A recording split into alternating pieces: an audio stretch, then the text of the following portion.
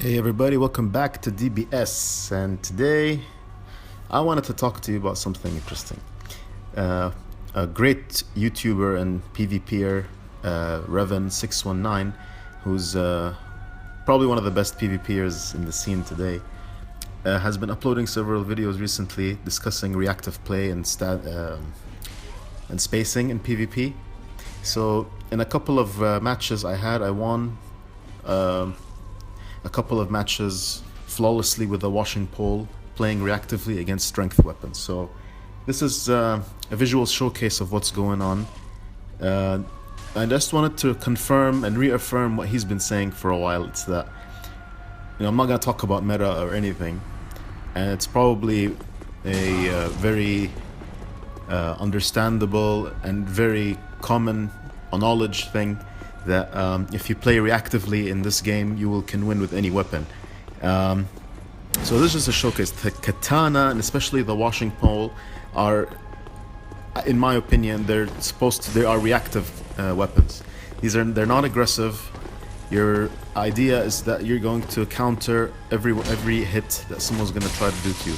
You do have one very good move, which is everyone calls cancer and mimetic, whatever, which is the running R1, of course.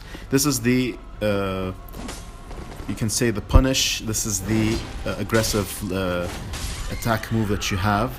But if you see what I've been doing, it's basically I'm reacting to every single one's attacks.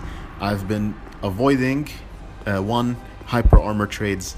I've been avoiding to be the first guy to make the move, unless it's the running R1, and it's a good way to punish people, and it's a good way to get them to make mistakes. Another thing is that you don't have hyper armor with this weapon, so you're at a disadvantage most times. There's no way you're gonna outpoise or trade with anyone, even a freaking dagger.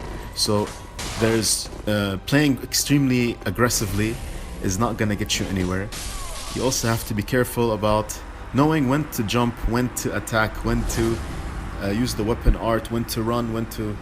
These are basic stuff. I'm not trying to reinvent the wheel or anything. I'm just trying to visually showcase that I've been so far playing against the major or some of the most popular strength weapons, from ultra great swords to great hammers, and then later on we're gonna see the great axe with Yhorm's Machete. Even there's a guy who's turtling a ultra great sword. So even with a turtle build, playing reactively, playing and watching the spacing is what's going to get you the win. Now this guy, he knew what I was doing. He knew I was a reactive player. He was avoiding to make any move in the beginning. But then he was trying to bait me into trading, and then he basically just gave up. If you know your spacing, you know your roles, you should have no problem whatsoever winning with any weapon.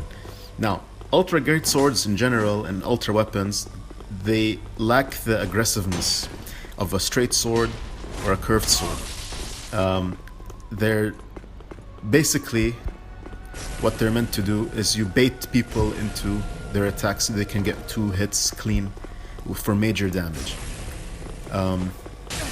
As far as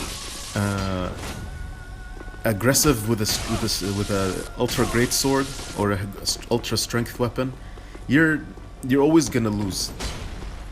If the guy knows what he's doing, if he knows when the timing is, he knows when to roll, you can like roll and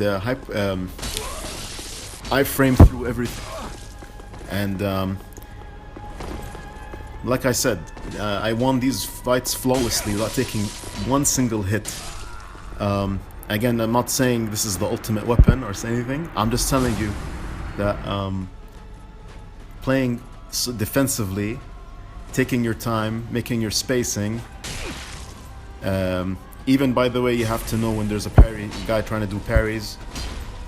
You have to kind of predict when he's gonna make a parry or not, and not try to rush through anything, and trying to make attacks in between. Try not to be baited into... sometimes they'll make one R1 and they expect you to roll through it and attack, and then they'll bait you into a parry. So you gotta sometimes gotta mind read through. This is not, I'm not saying it's easy, but with enough practice, you're gonna be able to. And well, that's all. I just wanted to show you guys what's been going on here. This is what I've been spending my time on. This is a soul level 70 pure dex build, and it is not in the meta. It doesn't matter which level you're playing. This could have been 120 or 140 or even like soul level 20. It's the same thing. It's all about the spacing. It's all about knowing when to attack, not taking the risk of trading or anything. You gotta find the opening and take the opening, and there's no way, for example, I was going to trade with a guy with an R1 spam with such a weapon. So as you can see, I'm just running through the attacks, running away from them, and then taking my time, calculating and attacking.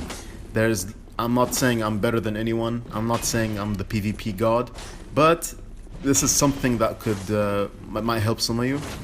And yeah, that's it, guys. Hope you enjoy the next video, which will be about Neo PvP. So thanks for sticking around.